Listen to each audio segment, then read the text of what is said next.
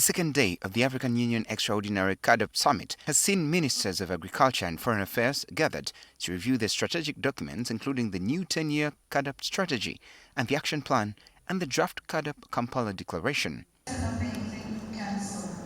The Minister of Agriculture, who is also the chairperson of the Africa Union Specialized Technical Committee on Agriculture, Frank Tumwebaze, urged African countries to domesticate the agreed plans. I call upon you colleagues to not only advance practical ideas for the transformation of our agricultural sectors and the complementing sectors, but also call on you and through you, your respective heads of state and government, to support implementation and or domestication of the CAADP strategy in your respective countries by embedding them into our national development plans and interventions by the development partners. In our view, agriculture holds the key to accelerated, sustainable and inclusive growth and development.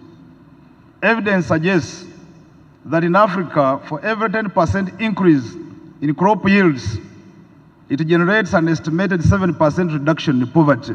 Meanwhile, Deputy Chairperson of the African Union Commission, Dr. Monique Nsanzabanganwa, noted that with the right investments and partnerships, the continent will achieve food security. This extraordinary summit will not just be another summit. It is a turning point, a moment to solidify our commitment to food sovereignty and the prosperity of our continent.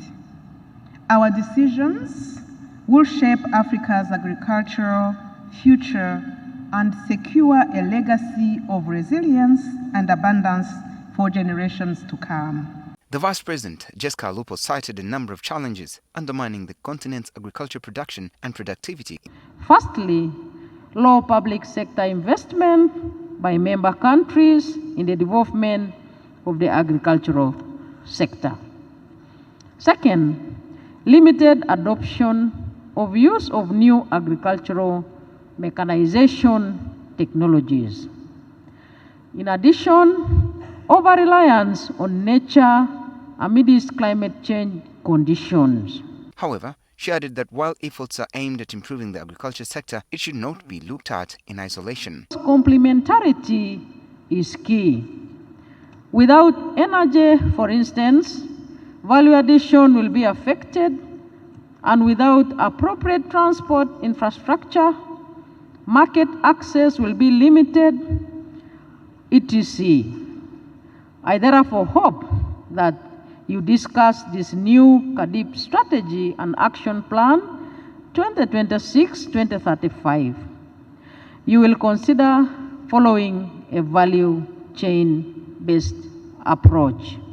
The Ministers of Agriculture and Foreign Affairs in today's joint sessions have concluded review of the two key documents, namely the CAADP Draft Kampala Declaration and the CAADP Strategy and Action Plan, which will now be forwarded to the heads of state and government for consideration in their assembly tomorrow.